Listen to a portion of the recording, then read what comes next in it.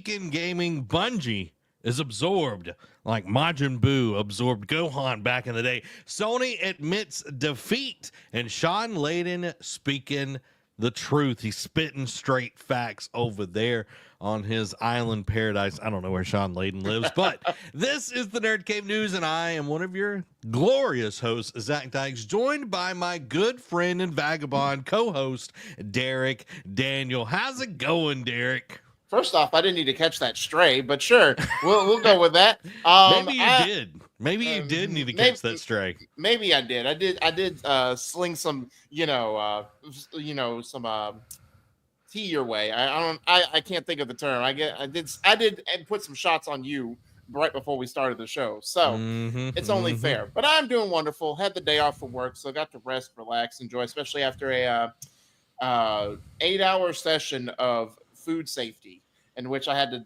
we did some test cramming for like almost 6 hours, and then the last 2 hours was dedicated to taking the test. So hopefully I did well. Hopefully I passed. I don't know when. They didn't say when we'd find out, but hopefully it's soon if I passed or not. So that way that's in the rearview mirror, and I don't have to take it again. But yeah, other than that, watching some anime, playing some more Assassin's Creed Origins, but the DLC, which we'll get into here in a moment. Nice. You would figure with Scantron they would know right then. They just zoop, you know what I mean? Well, zoop. I don't know where they take it, but yeah, they didn't have the actual like scanning. They just collected it. Well, it's from the FDA, so it's like top secret, like. Because they make you sign like things like you will not share any of this information with people. I'm like, so I'm sure. So what was question 34, Derek? Break your NDA. Yeah, I'll say it's all with C. When in doubt, go with C. Go with C. Well, dope, man. Well, I'm glad that y'all are here. Glad that everybody watching is here as well. If you haven't already, hit the like button, share this with somebody that you love, and make sure that you're checking out all the cool stuff that we're putting out. We got a little something we're going to put out tonight. Something y'all might want to, if you like the animes, might want to check out, Especially giant monsters. Giant monsters, the Japanese would call them kaiju. And there's 8 or more of them. Just saying. Yeah. Just saying. So, but we hope everyone's doing well. Let us know how you are in the comments below. Let's jump into our first segment of the show, and that is What You Playing, Derek. You teased a little bit talking about Assassin's Creed DLC. Tell me a little bit about that. So I did play on Sunday, was it? Yeah, whenever my off day was over the weekend. I did continue the Hidden Ones DLC. I dabbled in a little bit, and I actually went ahead and beat it. I mean, it's not a very long DLC. I mean, the chunk of the new map they show is, only like 4 sections. So, it's not huge, not overbearing. They do have some of the staples. Like they do continue the stone circle, stuff like star alignment stuff. Yeah. They do continue some of like the same side content that you know and love from the original game. And the story was okay. Like I did like more about the Hidden Ones, and like you get the new addition to the creed where it's like we don't just they don't just kill mercilessly, they don't do it for just like fame and glory and put innocence on the line. It's like, look, we have to live by a code, and it has to mean something, otherwise how are we just different than our enemies? The villains, the first one, kind of, because they were capturing Hidden Ones and he was like putting them in cages to an extent, but other than that, the villains weren't anything to scoff at. Like again, even in the base game, with the exception of like 2 or 3, a lot of the villains like you didn't really connect with. Like of course, like we talked about it last week. The last one, the leader of the order, was underwhelming. We talked about that. Y'all can go check that out from last week. But this just expands upon like the whole goal was like, hey, you may have cut off the head of the snake, but we're really a Hydra. We just continue to grow back, and we grow back in bigger numbers than when you took us out from. So the DLC bosses were just like, hey, the order is eternal. Like we are just legion. For we are many. So and it kind of continues from Odyssey, because Odyssey, like there would like the bosses you had to take out, there was like so many. It was redonkulous, really. But this was like setting up for Odyssey, where it's just like, or like, well, I guess from Odyssey and into the other Assassin's Creed, where it's just like, hey, you may have taken us out. We're not going away anytime soon. We're going to be here in the long run, just like y'all are. So yeah, so I beat it. A little bit of side stuff I need to clean up, but then I'll go on to the Curse of the Pharaohs DLC. Nice. So for me, of course, Solo Leveling arrives. You know, I've been playing that, getting a little bit more into that. Just enjoying the game. You know what I mean? I just enjoy that game a lot. Yeah.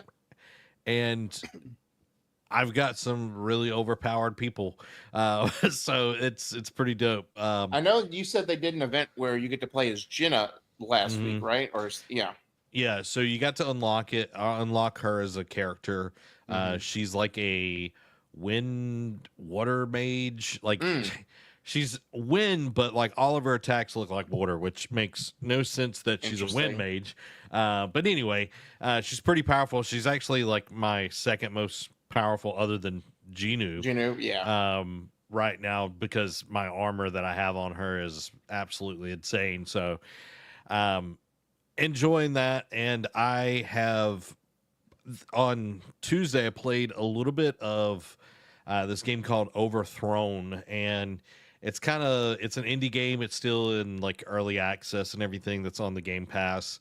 And it was okay. Like it started literally chugging like nobody's business, dude. Ooh. And I was like, all right, well, I guess I'm not playing that anymore. And I jumped over into Blueprints and played a little bit of that. So that's really all the games that I've gotten to like jump into. So hopefully I will be jumping into. I actually got Resident Evil 4 remaster, so nice. I got that from a coworker. So he's gonna dip his toe back into the scary realm, guys. That's big. Maybe I don't know. He was like, oh, you know, what games do you want to borrow, anything? And I was like, maybe RE4, you know. So I got that. But I want to jump back in the altars and everything. So. Yeah. Man, go back to your roots. Go play RE7 in VR. Just go ahead. No, dude, that made me so freaking sick back then. Like the motion sickness. I would have to like take like Dramamine or something to be able to play. Like especially the PSVR 1. Oh yeah, it was no bueno. Amy says, doing well. Watched the Eat Sleep Anime Club pick for this month. It was good. So yeah, we are. I know you sent me a text about it. You're like you obviously I could tell you enjoyed it because you finished it, but at the same time you were like, why do you subject me to this? I'm like, brother, I could subject you to a lot more, but you're like, hey, watch Erased. Erased is our next one, which I do want to watch Erased in 86. Like I know there's like a lot more like sad and depressing, you know, Grave of the Fireflies from Studio Ghibli is really depressing. First one that really got me was Your Lie in April. Like, oh my God. Never watched it. Don't plan on it. Don't plan on it. But yeah, Emiku, MD, whatever the rest of the Doctor Detective. It's pretty good, and I'm excited to see what everybody else thinks. You can join our Fable Book Club, Anime Club, and discuss each one of them. That one story arc was pure emotional damage. Yeah, it totally was. Yeah, because I think it was like episode 9 or 10. Because I remember seeing that pop up. Like I remember after that text going and finding where you were at that point. But it was like one of those 2 episodes that were just like, "Thanks, you jerk." So you're gonna get to enjoy that as well. So, but yeah, I'm excited for that and. Just enjoying more anime, of course, which y'all should go check out Eat Sleep Anime. It's our anime show. Did I ever tell you I actually have like watched Solo Leveling season 2 now from beginning to end? Nope. Okay, so yeah, so we can talk about that after. But yeah, I finally watched Solo Leveling season 2, but I know I'm currently this was a few weeks ago, but we were we didn't have shows for a couple weeks. You know what I mean? This was like several weeks ago.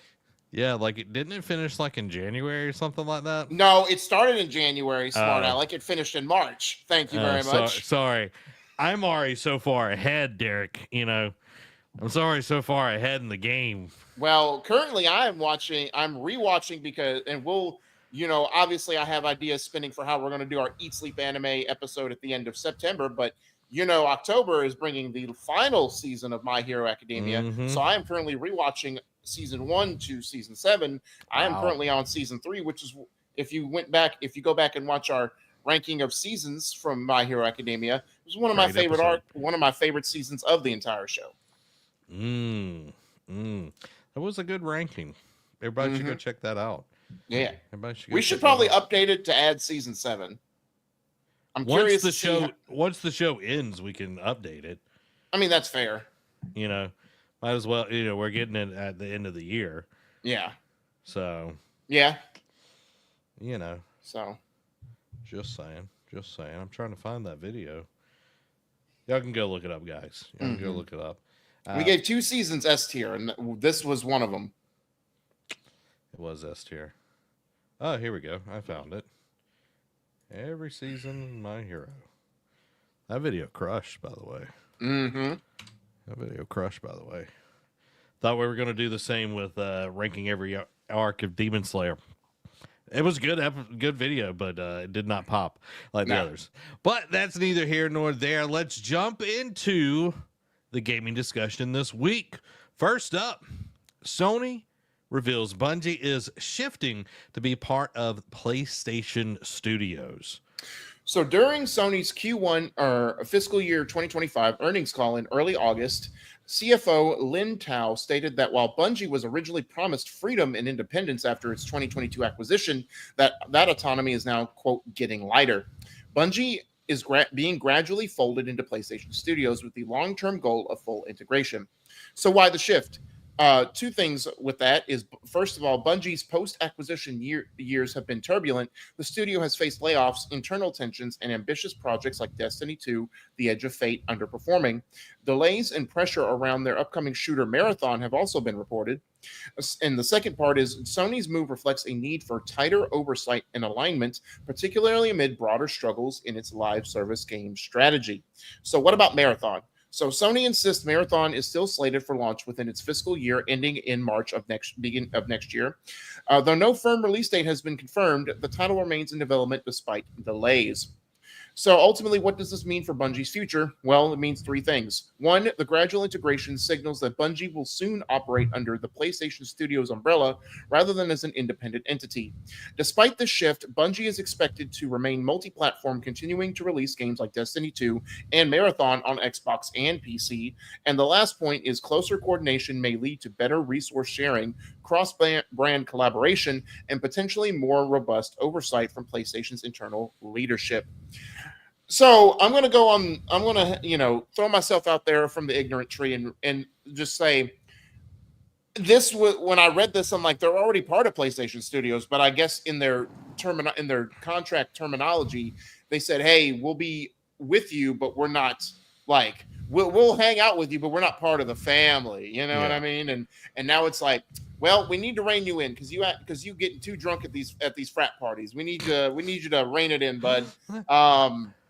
So I say all this to say it's my first initial thought when I read this is like, how can you be acquired but remain independent? It's just like what, like back those old school like second party collabs or like third party collabs where you would partner with them, like you wouldn't own them, like how Remedy was with Xbox for a little bit. It's like they never owned Remedy, but they would just make games on Xbox's ecosystem.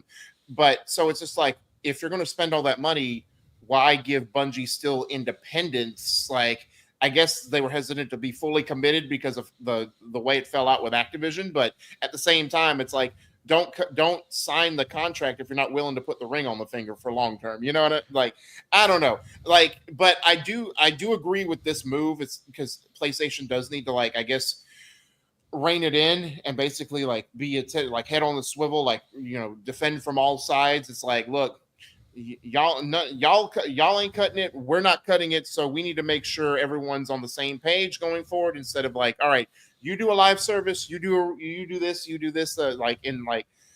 again, I think this is also them being spiteful to Bungie in the sense of Bungie was supposed to come in and be the leader, even though we've talked about how it wasn't a great pick to be the leader for this live service renaissance that they were supposed to do. But they handpicked Bungie. It's like, hey, look, you've done you've been in this Destiny realm for years now, almost 10 years. Why don't you come over and like, we're trying to work something out with these studios and do this live service push ourselves. Why don't you come in and show us how it's done? And then it's like, oh wait, we don't even have our own house in order. How can we show anyone else how to do this? So I think this is PlayStation being like, you tried, but now you're going to play ball with us. We're kneel before Zod.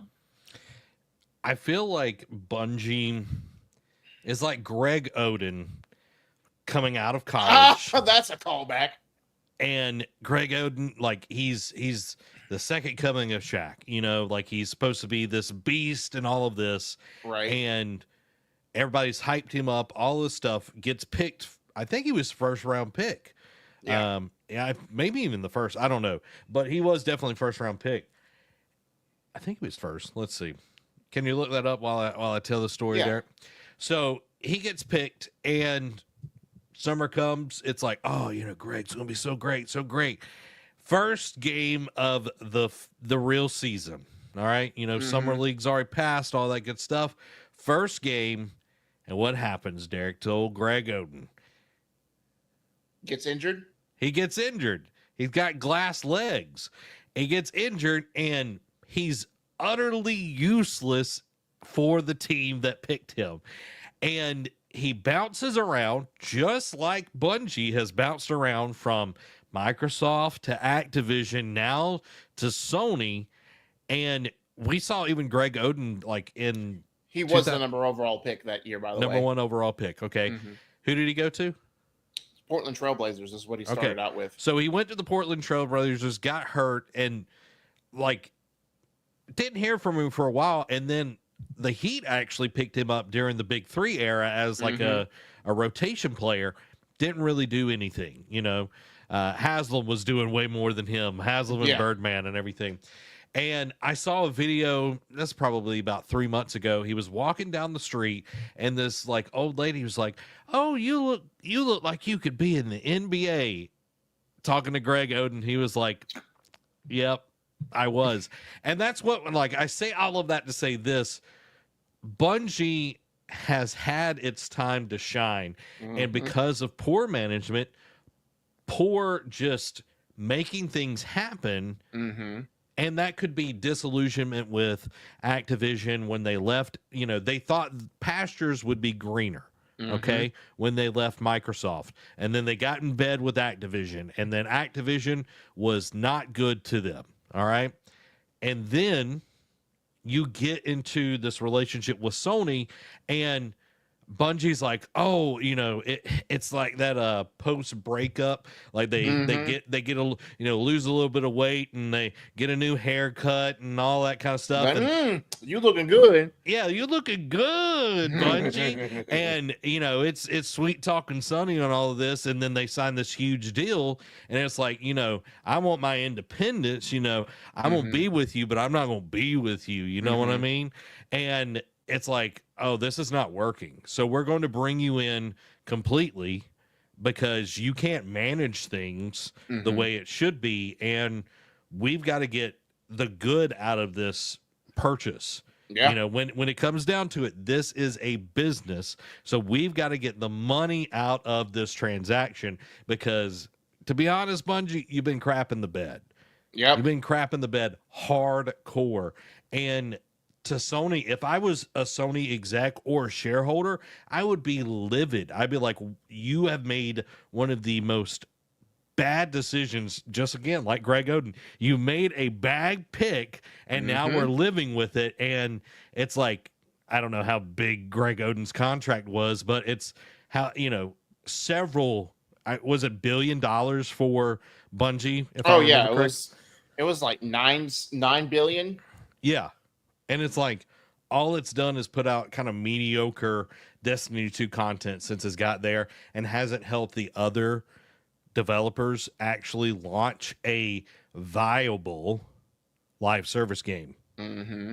Because the only thing that's really came out has been, Arrowhead's Helldivers 2, which I don't think really they had much to do with that, but Nope.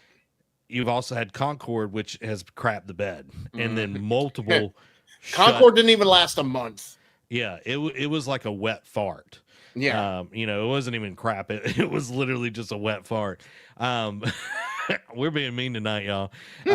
But to say all of that, Bungie needs the oversight. It needs the discipline that Sony can give to them, because you look at every other developer that's under Sony's umbrella, PlayStation Studios, they're performing, Did Media Molecule and Ben kind of have their, wandering walkabout years? Yeah. But guess what? Now they're back into the fold as well. Like there's a much more regulated Sony now compared to, the PlayStation 4 era, where they let things go for 10 years on development. That ain't happening anymore. Because they were making a killing for a while, like especially on these new IPs. It's like, look, we got Guerrilla, we got Santa Monica, we got Naughty Dog. Like, they just killing it right now. Y'all take your time. If you can make something that's even, somewhat shares a quarter of the mind share of these games, you'll be good. And then when it's done, it's like,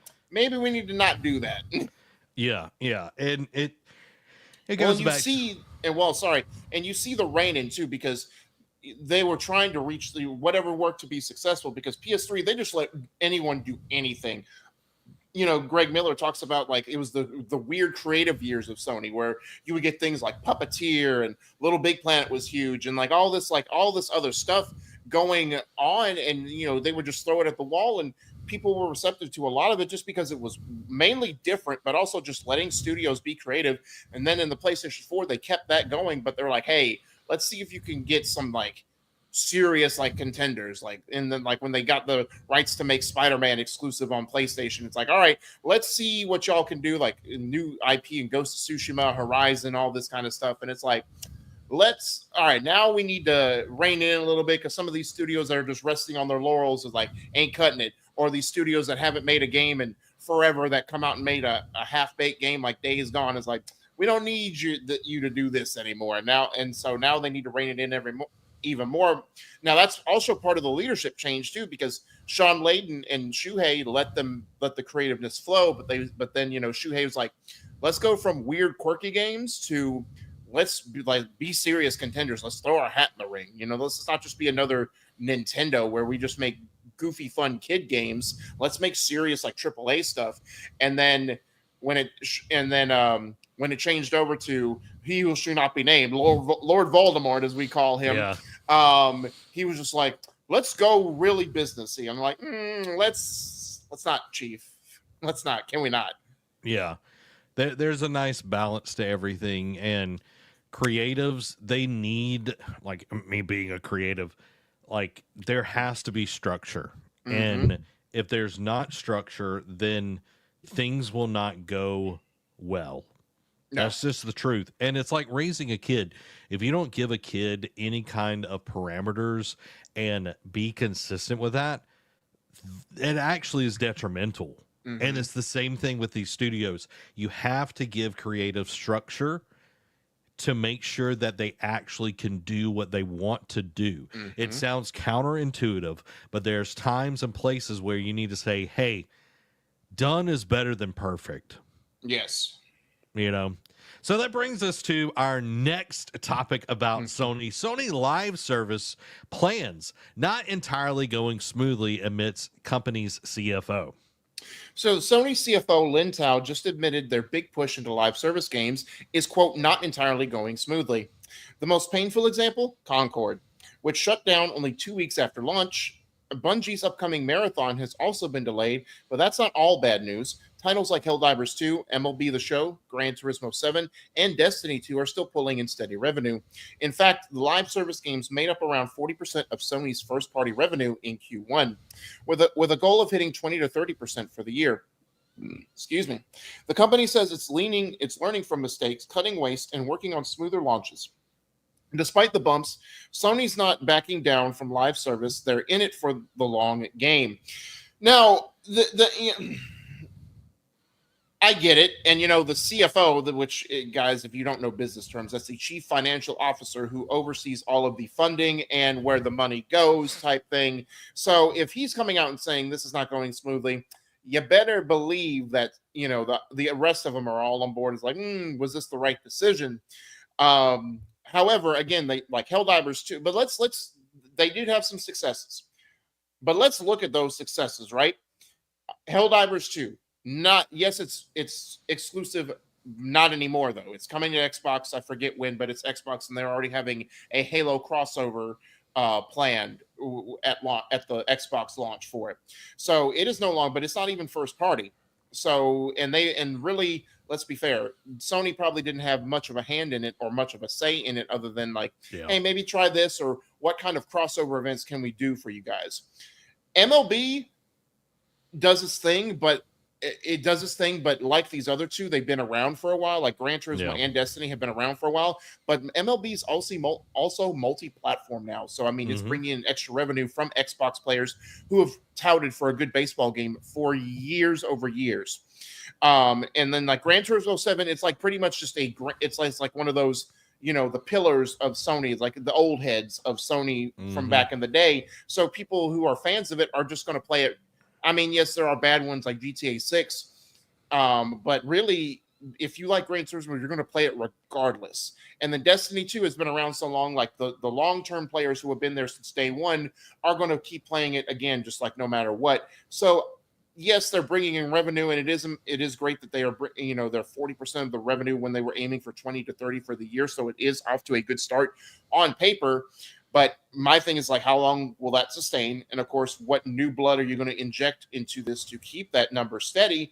But also, it's like, can you really call that a success? Like, again, Helldivers 2 is the outlier, is the example, but they're not even Sony first party. So you can almost nix it out of that equation. So the rest of them are just like, these are longstanding mainstay franchises who have been around for 10 or more years. It's like, how much extra revenue are they really bringing into us? Like, all we're doing is just adding longevity tails to it to keep it's like shark cards with GTA Online. It's like, you're just adding revenue. It's like, okay, we're making money hand over fist, but it's like, how much new revenue can you bring in?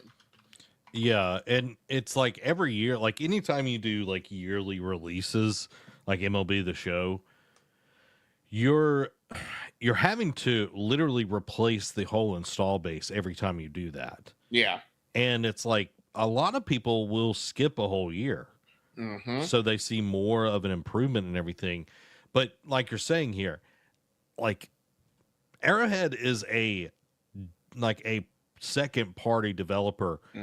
MLB The Show is not a first party game anymore. It's they own the studio, sure, but it's not exclusive to them anymore. Yeah, and it's like you look at this, and the only thing that they've put out is literally like actually put out has been Concord. That's live service, and it's crap. Literally didn't last 2 weeks. And we've seen cancellation after cancellation. We've got Fair Games with an S now, not a money dollar sign. So we've we've got Fair Games possibly coming out, and we've had Marathon. It's like, okay, we'll get that next year. Like they said in the previous story, we'll get that next year, beginning of the year, probably February or something like that. But that's not going to move mountains. You know what I mean? Like, unless they do something crazy to get people into that. Right. And it's like, I believe in Bungie's gameplay. I don't believe in their like the legs of the game. Correct. The ability to keep people going. Yeah. It's just like, I don't think they've got the juice. You know what I mean? So it just makes me feel like they're hoping that they can get a Fortnite or a Warzone or something like that. And it's like, even if you look at those, like Warzone is steadily losing people's like interest. And you look at like I'm surprised at how Battlefield 6 is like, everybody is like, oh my God, Battlefield 6, the open beta was amazing. Look at this. Like, this is a breath of fresh air. And it's like, Sony needs a shooter that is on that level, because you look over at Xbox and who do they have, Derek? They have, I'm about to say, Halo and Gears. And Call of Duty now. Yeah. I'm about to say, yeah, the Activision's the other big one. You know, and it's like, it literally is a monopoly, it feels like. But it's like they have that, and you look over at PlayStation and they don't have the first person shooter like really locked down. And really, and when they did, it was subpar, like we talked about with Killzone. Like Killzone was their first person shooter game, and then it was just like, like people would, like when the next one come out, it's like, oh, there's like when Killzone 3 dropped, it's like, oh, there's a third one? Cool, I guess, but sure. And like if you were like, tell me what was the best first person shooter from Sony, like first party, I'd probably say Resistance. Yeah, but those it was well, them too, but them and Resistance Controls on the PS3 God, were like, they were so like, it felt like there was no weight. I hated it so much.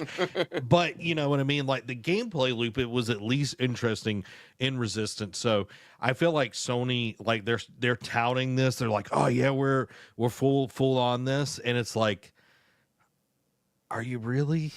You know, and this might be what they do, Derek. We get Ghosts of Yote, and then we get like the Ghosts Online again. Oh, we get an updated Legends. And it did really well for the first game.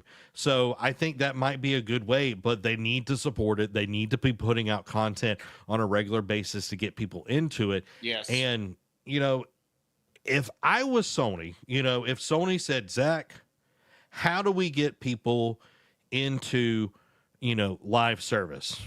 And I'd say, you do what Elden Ring Night Rain is doing, but you do it with Bloodborne. Oh, yeah. 100%. And people would freaking eat that up, Derek. Yeah, they would eat it up. People are going crazy. Like, there are still people out there clamoring for a 60 FPS patch for Bloodborne. Like, there is a rabid fan base for Bloodborne, and the fact that I don't know which is the bigger criminal, From Software or Sony, that is not letting this happen, but they are doing their fans a disservice, and I think they're leaving money on the table. Yeah, if Derek, if you had all of these people that are Bloodborne fans and, you know, From Software fans, and they're like, you know, Game Awards this year, Bloodborne, Blood to the Max, or whatever they're going to call it, you know, and it's literally just, it's Night Rain, where it's 3 people and they get to play online, and you figure out how you can monetize that, but not in a sleazy way or whatever. You do battle passes in some sort of way. I have no idea. But if you do that, people would be so excited, because it's literally, you could get Blue Point on that. And, you know, since they did Demon Souls, you know, something, but that would be a game that would sell, because I'm sorry, like, I was excited for a little bit for the Last of Us, like, online multiplayer thing. But as it kind of went on, I was like, do I really care? No. And it's like, this could be something that could reach a lot more people. Exactly. So, but only time will tell. We will see. I know they were trying to right the ship, because old Voldemort over there was pretty much strong on all the studios. It's like, every Sony first party is going to be making a live service, and it's like he would look behind him and be like, right, guys, and like hold him at proverbial gunpoint, and they're like, yes, sir. Yeah. Well, we're not going to beat that dead horse anymore. Let's move to our next topic of the night. BioWare hoped for Dragon Age Trilogy remaster, but couldn't get the funding from EA, reveals Mark Dara. So you almost got a Dragon Age trilogy remaster, but EA killed it before it even began. BioWare pitched the, quote, Champions trilogy, a full remaster of Origins, Dragon Age 2, and Inquisition. EA rejected it, sticking to their long-standing reluctance toward remasters, despite the massive success of Mass Effect Legendary Edition. Mark Dara called the decision, quote, strange for a publicly traded company to be against free money. It wasn't just corporate policy, though. Technical hurdles loomed large with each Dragon Age game built on a different engine, making the project more complex and expensive than Mass Effect's remaster. BioWare, already stretched thin working on Mass Effect 5 and other projects, couldn't self-fund it. Fans didn't take the news quietly. They flooded W Place with pixel art protests, mixing humor with heartbreak. But with layoffs and shifting priorities at the studio, the dream of a Dragon Age remaster is looking more like a, quote, what could have been than a future release. Now, of course, at face value, you would think, okay, cool. Like, reading all this, you're like, that's probably a good for the better decision, because if they're already stretched thin and with layoffs and all this other stuff going on, you don't want to put out a crappy product, anymore, especially in EA's point of view, because they're trying to keep going away from that. Now, again, with like they do bring up a good point with the Mass Effect trilogy remaster. They did do well with that. And I think a Dragon Age remaster would have killed. Now, I didn't know each game ran on a different engine, which I think just reading that's a stupid BioWare decision or EA decision that they should have made. It's like, why not put at least two of the games? Like, I could see Origins running on a different engine because it was a different combat system, and then like 2 and Inquisition running on the same engine because they did differently. But it's like each game running on the same engine. It's like, who approved that? That seemed like poor business in my opinion, but that's neither here nor there. But in the end, I do agree with it, because you don't want to put out, now you could have partnered with somebody and then like who does like specializes in remasters, or like a support studio, to take the pressure off of BioWare. However, I do agree with Mark Dara, and it's like, why are you leaving free money on the table in the age where EA is trying to garner goodwill? Like we just talked about earlier, like we're gonna the first couple of quick hits are gonna be all about like Battlefield 6 news, essentially, toward the end of the show.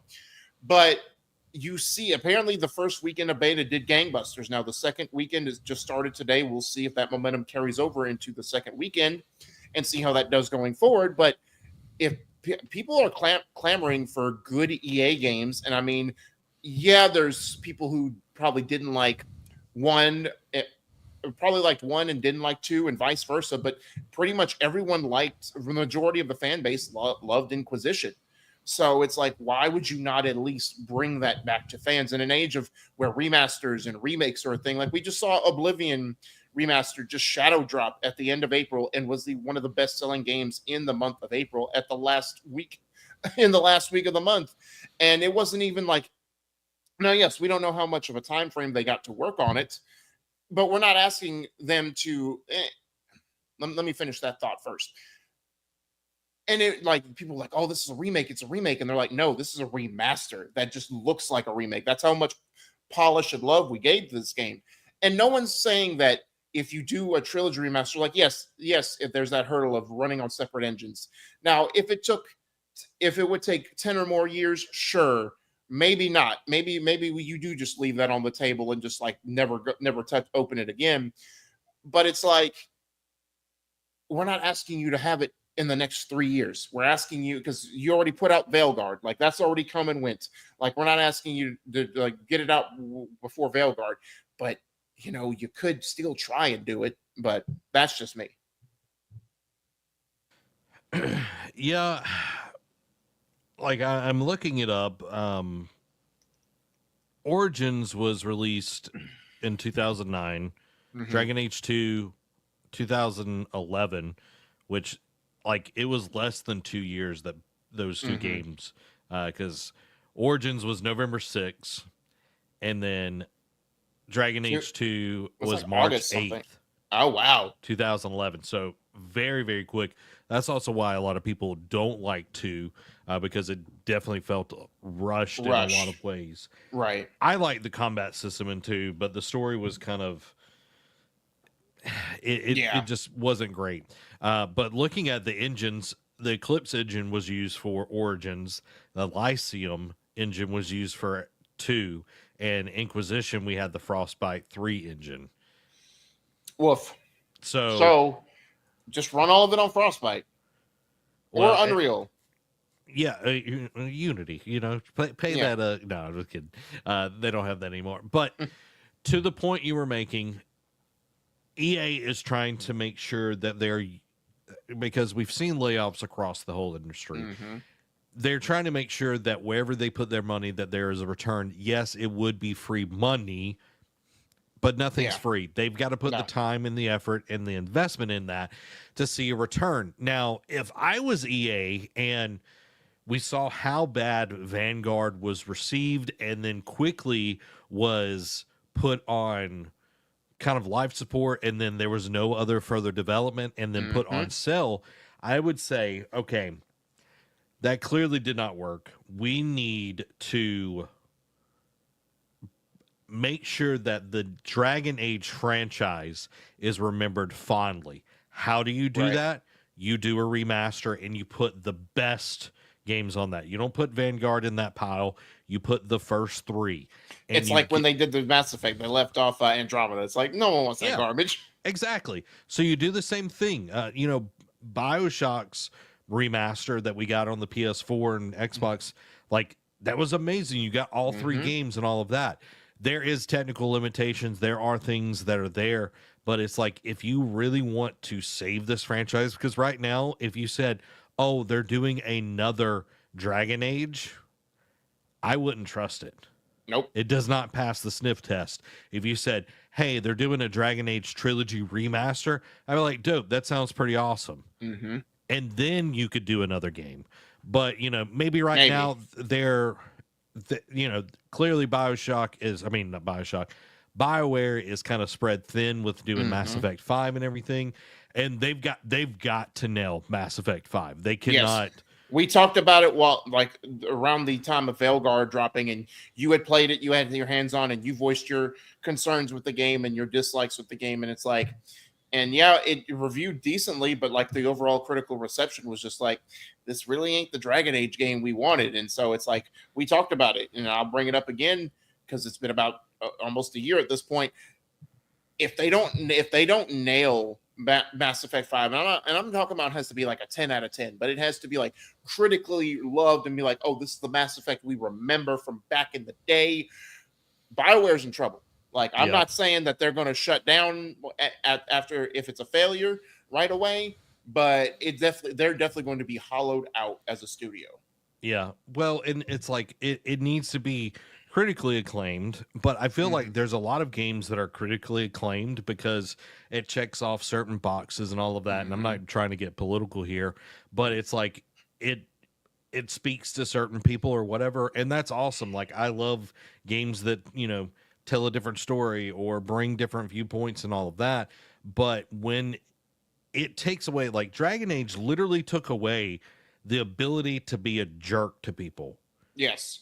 And it's like, if I'm playing a game where I get to choose how I interact, I want to be a jerk to people and fully be a jerk, because it's like, oh, and then it's like you're being, stern with them, and it's like, it's not really. I'm like, are you a jerk? Mass Effect made it popular, so it's like, why not? That's your signature shtick. Why take away the best thing about you as a studio? Yeah, so I agree with your thoughts on if Mass Effect 5 doesn't hit the mark and not just be critically acclaimed, but also the consumer reception being positive, because the consumer reception of Veilguard was trash. People did not like the game, and that's neither here nor there with like the politics side of it.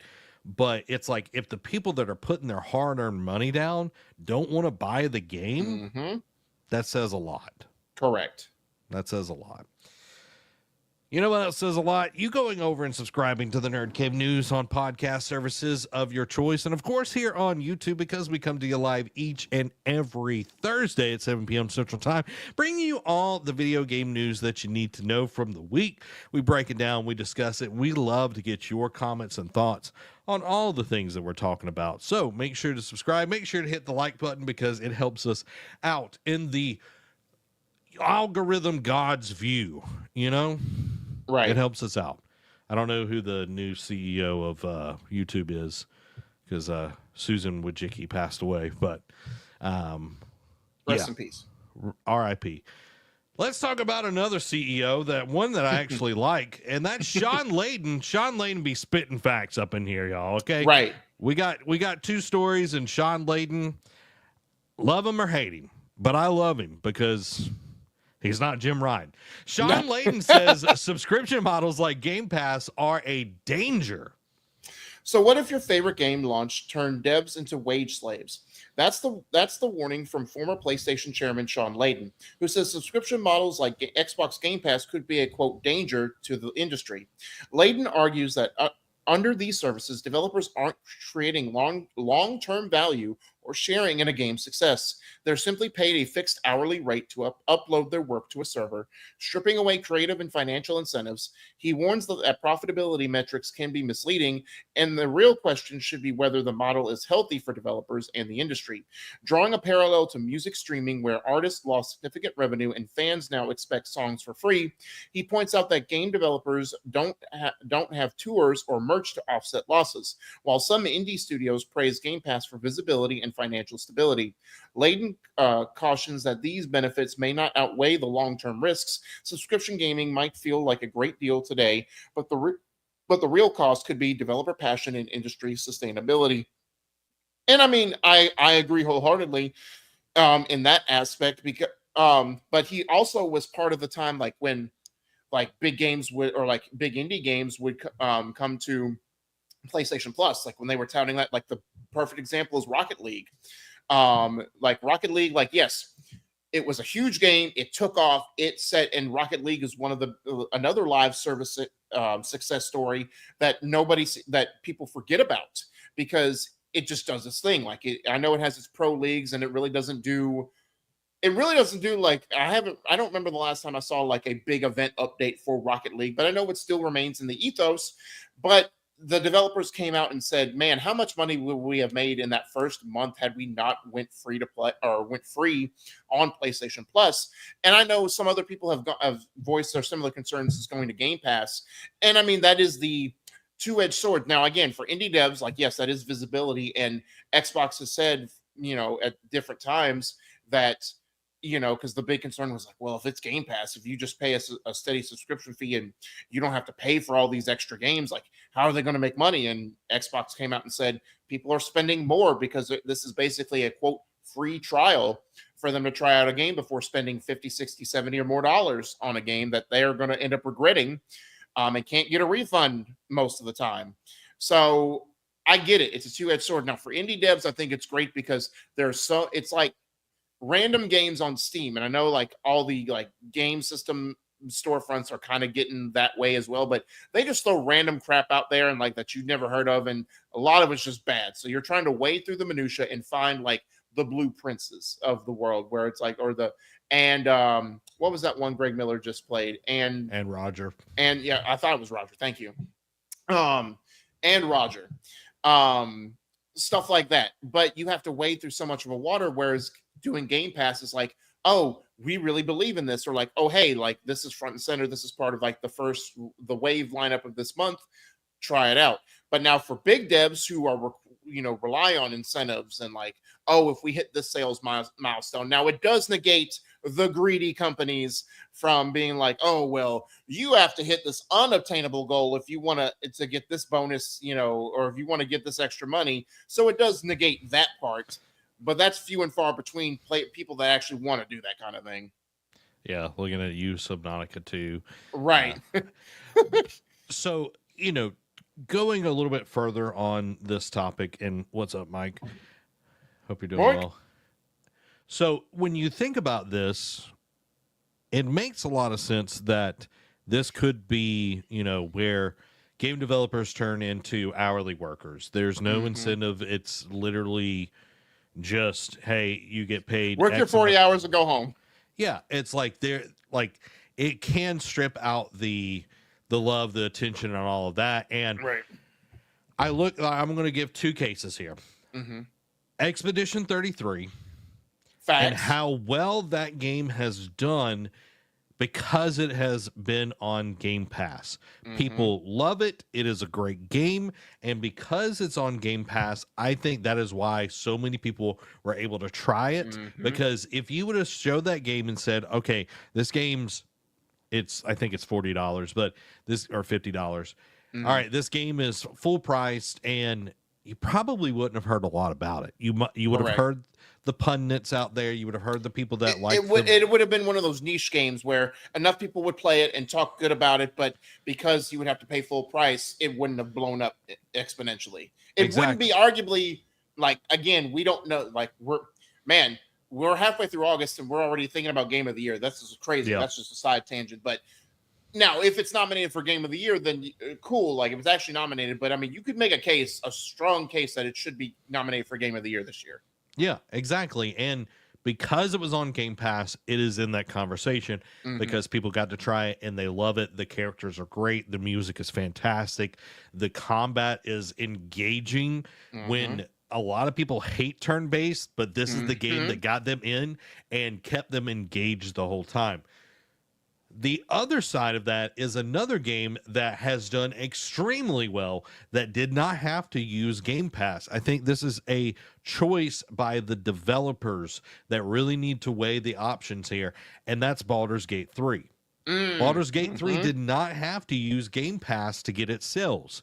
It showed what it was, and it got people excited. And there was a smaller group, and it grew and it grew and it grew and it grew, and it's like this massive thing that just won't go away. I still see people posting things of Baldur's Gate 3 on TikTok to this day, and that's because of how popular it is and the execution that game was able to do. Two games that are both arguably very, very good. And these are, like, Larian is not a huge studio, and the developers of Expedition 33 is like 35 people. So it's even smaller than Larian. So you look at those two, and because Expedition 33 got on there, it was able to succeed.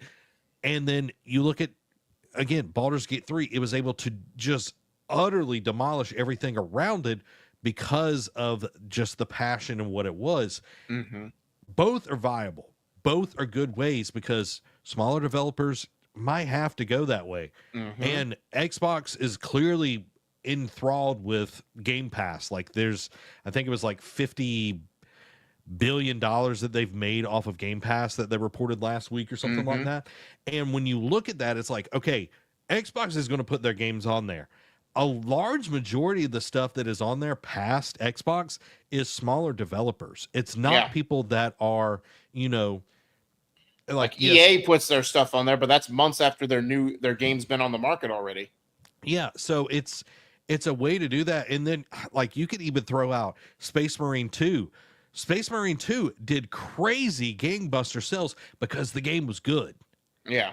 And they didn't put it on Game Pass. Right. So I think it's a decision, and I understand what Shawn is saying here, and I agree that this could be something that could literally rip out the soul of why gaming can be good.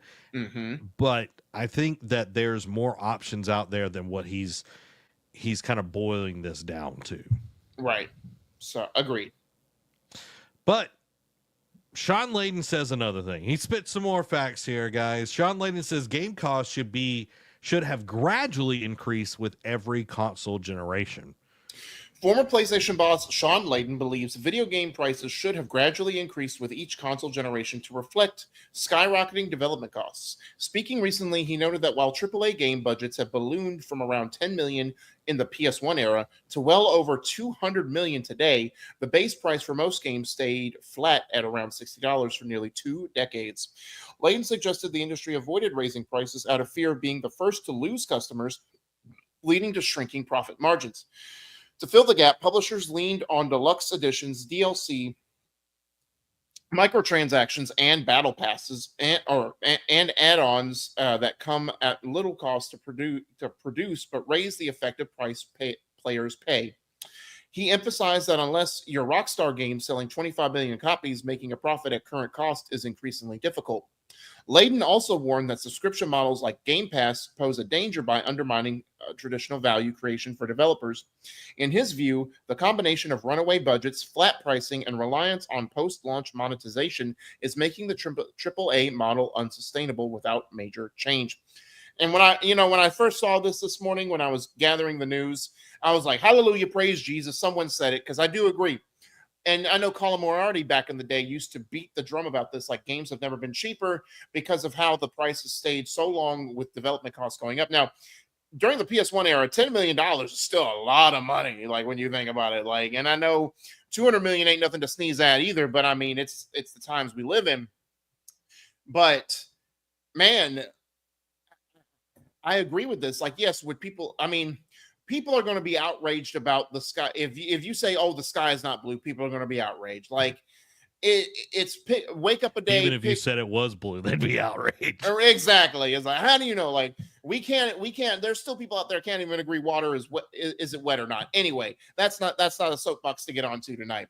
That is, I get it. Like, yes, would people have still complained, if they run up in the PS3, PS4, and PS5? Because it didn't. Like, yeah, it's you kind of got that little warning sign at the end of the PlayStation 4 era into the PS5, but would it have been easier to stomach had it been PS3 to PS4? Because I think they're trying to make up too much ground now. Like, yes, it stayed. I didn't realize it was 2 decades of games that stayed at $60. I knew it was at least 10 plus years, but I didn't know it was 20 years, at least 20. But still, like, we went from $60, like pretty much same through the PS4 era. And then we got to PS5 and then it's 70. Now all of a sudden it's like, now we're going to 80. Now we're going to 100, maybe with GTA 6. And like, it just keeps like, everyone's just trying to like, boom, like throwing a dart at the wall. It's sort of like, for those of you who are inclined in sports, like when the next top player at their position is up for a contract, or like several top like wide receivers or quarterbacks are up there, it's like, who's going to get paid the most? And if they're both up around the same time, one's going to get paid. And for that week, they're like, oh, we're the highest paid wide receiver in the league. And then next week, the other top wide receiver inks deal with their team, and now he's the highest paid wide receiver because they're seeing what the market is dictating. That's the same with I feel like that's what the approach video game markets take. It's like, all right, we're going to be $70 for a couple years, and now all of a sudden, let's be $80. Nintendo comes in, it's like $80 games. And now GTA 6 is like, now we're going to be $100. And it's like, calm down. Let's not all of a sudden play catch up with the market. We can do a slow, gradual build. Let's not just all just rush to the finish line without any sustenance or cause. Yeah, I agree with you. Like the reference to, it's like, I'm the most, paid athlete or whatever. It's a contest, and it's definitely the market trying to get itself in balance. But it's like, when you think about, like, you will never get paid what you are worth compared to like how things are being, like inflation and everything, you're never going to catch up to inflation. So when you think about this, it's under the guise of like how gas goes up and down and all of that. And that's what we're in this like weird flux of what things are. And I asked ChatGPT to put together a little chart here for us. So on the right side is production cost million USD as it goes up, and then the retail price is in blue. So you can see as it has went on, we've seen gaming get more and more expensive, where it's literally 250 million plus, and now how it stayed the same from 2010 to 2020. And then we've had this big jump. And even from like, I remember when games were like $40, Yeah. I remember when it was around that pricing, and it was like, okay, we're at $40, and then it was huge when it went up to 50. And it was like, oh my God, this is crazy. It was like $39.99 for like PlayStation 1 games. Right. And then PlayStation 2, it went up to $50 a game. And I was like, my God, this is like so expensive. And then we got to the $60 game, and that stayed for a very long time, literally 10 years. We got that. And like, this is a slow tick up, here from this 10-year period and everything. And I agree with Shawn on this that, yeah, we've probably been getting the most gaming for our buck for the last 20 years. With them footing a ton of the costs. But we also got to think, like, there are more gamers now than there were back then as well. So there is a higher percentage to be able to be made. You know what I mean? Like, there are more customers within the gaming sphere, which gaming is the highest, like, highest earning entertainment sector that there is at this point. So it's like, okay, we're at this point where we're at $70 games. Nintendo's trying to make it 80. Rockstar is probably going to push higher than that. Is where are we going to land? Are we going to land at the $80 game? And that goes back to, is like a subscription service going to be the only way people can play new games day and date? Where they can subsidize, okay, I'm paying $20 a month and I get to play X amount of games. Or I'm going to buy a game that's $80, $90 and pay that one time. Yeah. And I might get maybe 3 games this year. Right. And that's for the average consumer, right? Because so yes, we do, like, you and I, you more than me, play a lot of games. We still play games. Like, I play more games that I bought that I never went back and that I never started or never went back and finished. Yeah, my backlog. You get more games, like you do the Game Pass thing. You do like the subscription model service. But I would say that we're not the casual gamer anymore, because like, at least for what it typically is, because what's the next game both of us are going to like pay full price on? Ghost of Yotei. Like, that's the next one we're going to buy. But I mean, that's probably like one of the very few games we've bought this year. Like, we don't pay full price games like we do anymore. Dragon Ball Sparking Zero. Was last year. That was last year. Man, that's things are going. I was about to say, brother, that's almost a year ago. So, hey, do you remember this time last year we were talking about Star Wars Outlaws? Boy, that was a bad decision. Yeah, bad decision. Bad financial decision, y'all. Well, that's also why people go that subscription route, because of that, because we paid, like, now, yes. And, when he was reading, deluxe and ultimate editions, like, man, Ubisoft used to cash cow every version of their games to the death. mess out of that. Yeah. I remember in the height of the PS4 era, like, when Ubisoft was like still Ubisoft before, like, they fought off the vending, decline. They would have like 4 different versions of a game, of the same game. It was like, all right, base, deluxe, gold, ultimate, and they were all like, I'm like, brother, why just not give us like 2 versions and be done with it? Yeah. But because of that, now, yes, Ubisoft is a different case because they've lost the mind trust of consumers. But imagine paying, like, we paid the ultimate edition to get it 3 days early. Like, we paid $100+ to get that game. I think.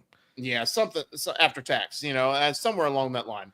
Anyway, we paid more money than we should have on this game, and we hated it. And more consumers are being cognizant, again, with inflation and tariffs and all this other stuff going on in the world. Like, money's getting tighter than ever before. So subscription models are the easier access, because you don't have to regret it. The most you regret is expending the bandwidth to download the game from the subscription model. But it's like, I pay $15, $20 a month.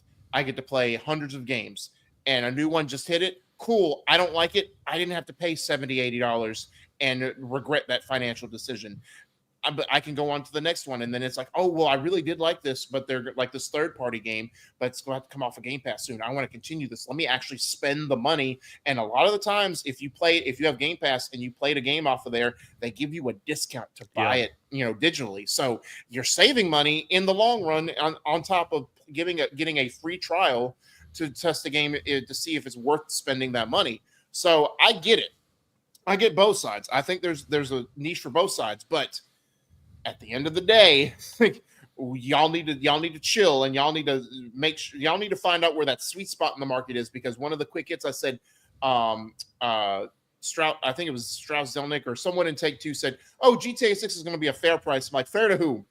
Yeah, fair to whom? Fair to you your shareholders? Or us? Yeah. So, I think and what's $10,000 is right? Yeah, I think we need to find the sweet spot, like you're saying, and we need to lock it in.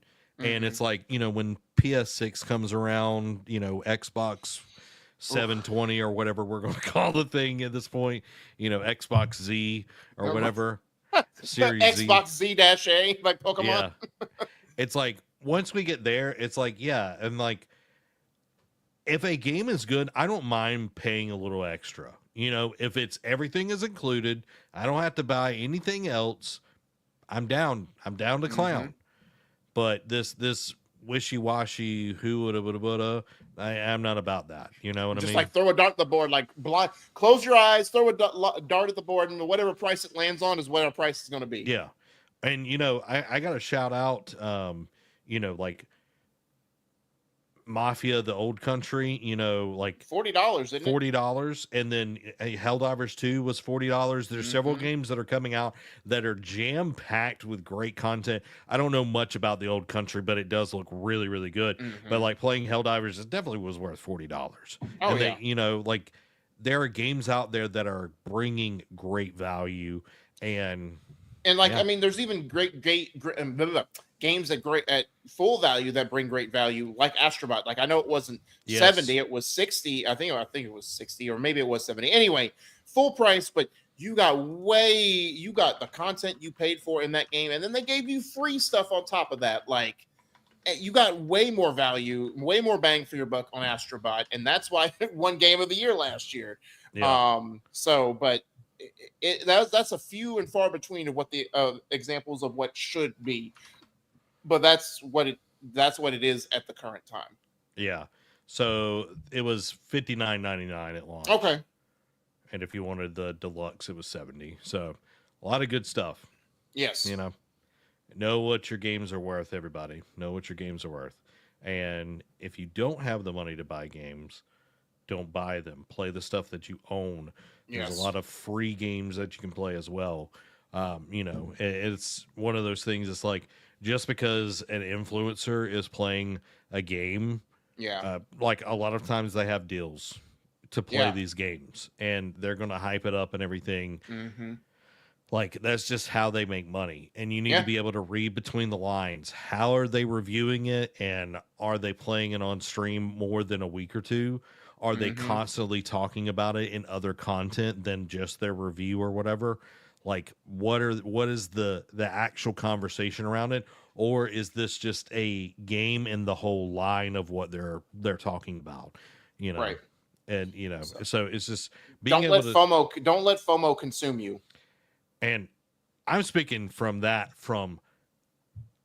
oh God, like that was me. I was buying everything back in the day. It was like, new game, credit card, get it on the credit card. You know what I mean? So it's like, I know. All right. I know. So just, there are a lot of other games. You can get games on sale. You can, get them secondhand, whatever, like that are still great. Play Ghost of Tsushima. You know what I mean? You can get that for cheap now. Thanks for coming to our TED Talk. Yep. It's time for the Patreon Quick Hits. These are brought to you by our wonderful Patreon supporters. Go support us on the Go support the Nerd Cave by getting your very own Nerd Cave membership to help us continue to make awesome shows just like this one and all of our other content. It helps us out so much. You don't even know how much. Become part of the ship, part of the crew by going to patreon.com/nerdcave. That again is patreon.com/nerdcave. Pick the tier that fits best for you. If you don't have any dollars to toss, that's totally fine as well. Get the free version. You can get a free membership over there. See what we got. We got some stuff that has literally never aired on the YouTube channel. Literally, like, I'm looking at Jujutsu Kaisen Season 0 and 2 breakdown that has literally just been living on from April 24th, 2024, that has just only been available on our Patreon. Almost a year and a half old. Yeah. And guess what, guys? You could go watch that right now. Nobody else could. But it's time for the Patreon quick hits. Starting off, Activision is reportedly not worried about Battlefield 6 as it feels Call of Duty is, quote, too big to fail. Sony has announced PS5 has shipped 80.3 million units worldwide. PSN hits 123 million monthly active users as of June 30th, which is up 7 million year on year. Sony says Marathon is planned to release by March. PS4 support for major online and live service titles are reportedly set to be pulled. Terminator 2 2D No Fate has difficulty levels named after classic Terminator 2 quotes, including Hasta la Vista. Take-Two boss says that BioShock 4 is going to come out, or assures fans that BioShock 4 is going to come out. Light of Motirum, I don't know if you remember that one, Zach. The studio changes Steam page to reduce its similarities to Horizon following Sony lawsuit. Metal Gear Solid Delta Snake Eater Fox Hunt multiplayer locked for a fall release. However, the Fox Hunt mode won't feature crossplay. Fortnite leak points to pet-like companions. Kojima's PlayStation exclusive Fizzant is still coming, but not right now, as it's in the conceptual stage. Nintendo announces Mario Claymation Show as part of a new kid-themed My Mario product line push. Kaiju number 8, the game, release date has been set for August 31st. Forza Dev reassures fans that Motorsport and Horizon 5 will continue to receive support after staff cuts. Kojima's OD still in development despite Xbox game cancellations. Battlefield 6 dev clarifies use of bots in the open beta, insists that they're only in the training grounds playlists. Battlefield 6 open beta is the franchise's biggest open beta ever. Ex-Blizzard boss Mike Ibarra says Battlefield 6 is going to, quote, boot stomp Call of Duty Black Ops 7. We'll see. Microsoft Flight Simulator 24 is getting Jurassic World Islands. Strauss Zelnick says GTA 6 will have a, quote, fair price. And to that, I say again, fair to whom? And what do you consider fair? Because people can think, oh, $150 for the content you'll get is fair. It's okay. Zelnick also says Randy Pitchford can be, quote, controversial at times. And if at times you mean every time he opens his mouth, then yes, you are correct. Strauss Zelnick is very confident in GTA 6's May release date. Zach Krager's Resident Evil movie is an original story that follows the rules of the games. Rod Ferguson has left Blizzard after 5 years of leading the Diablo series. Tron Catalyst dev Bithell Games makes majority of its full-time staff redundant after failing to secure a new project. 2 years later, Starfield looks set to actually let you fly from one place to another, though not quite like No Man's Sky.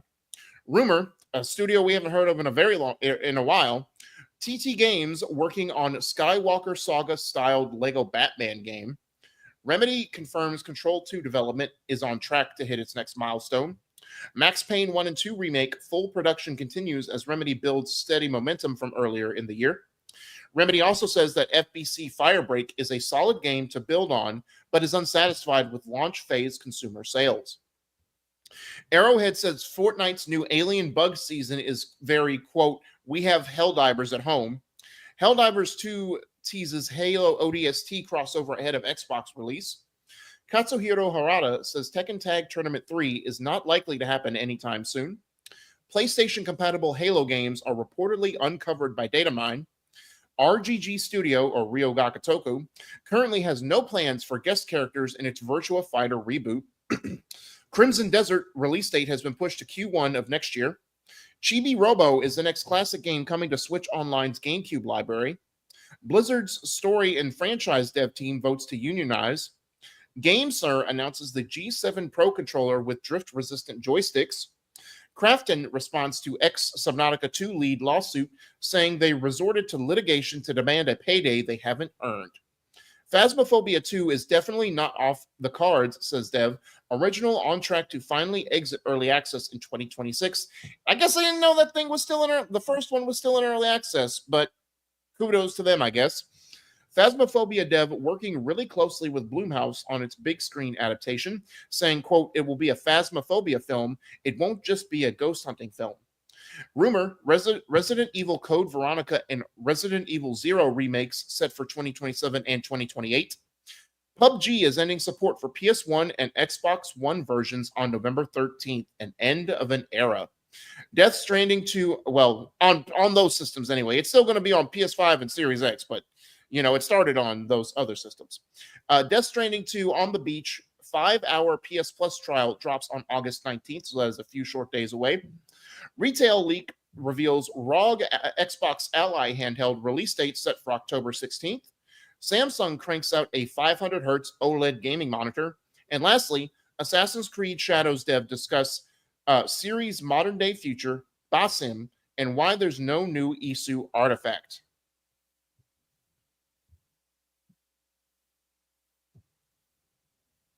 Can't hear you. Derek, we love Kaiju number 8. We do. And last episode, this past weekend's episode, like I told you, without spoilers, went crazy. But go ahead. I totally forgot that there was a game. And Me too. They just released a trailer like 9 days ago. Can we watch this trailer? Absolutely. All right, here we go, guys.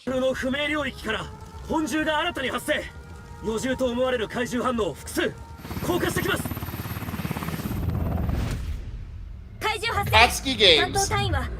The world shall know pain. Looks like it. 聞かせてくれ。怪獣次元門について。 It's like the Colonel's voice. I feel like this might be a lot like solo leveling. Probably. 覚悟はええか怪獣退治の時間や何者も私を止めることはできん。正面からぶち抜けばいいのよ。 Hopefully they'll have the English voice actors as well. Oh, I'm sure. Because I tried to play solo leveling in Overdrive, Yeah. and it was just the Japanese. Japanese. It was so hard to like know what's going on. Okay, this is different than. It's definitely mobile game though. 道を切り開く隙だらけやで捕らえた逃がさんと隙あり Why is she not in a 僕 helicopter? の力を Right. 見せて邪魔だ消えろ On top of a building. 逃がしゃしね Yeah, お掃除の時間だ。討伐術6式 Shinomi. え。悪いな。時間ねえから一発で解体するぜ。 Okay. 怪獣どもやってやろうじゃない。作戦を開始する。行くぞ。 出撃だ It does feel sort of like solo leveling where you're Yeah. building こ a ちら佐 team. 賀。始めましょうか。 Oh, み this んなを new 守る character. ことが私 Yeah, の I don't 使命 know。that character. この命は仲間のために。 Or Yeah, the others. 走るんじゃないわよ。佐賀。 Oh, God. 各確認この人小型の戦い慣れてる。邪魔よ。 That fight was so 道を開けな intense. さい。雑魚に用はないようやく尻尾を掴んだで怪獣8号こいつは僕が相手ですようやく姿を現したな怪獣。目標地点到着各員降下お前は私がここで倒す。 I wonder if those are 解除 like 許可申請怪獣8号の処理を characters that you build. I'm not sure. やった忘れちゃったね。迷ってる場合じゃね格の違いを見せて They're showing a lot of cutscenes and not a lot of 誰も死なせない。 gameplay. Right. You know what I mean? 8号じゃない。 Fan service. It's okay. Like, you can play as all the characters. Right now. I can just hear him yell.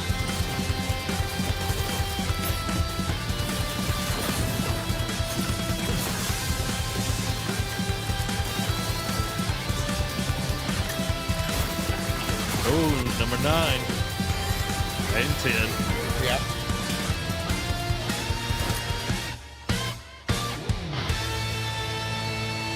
Okay.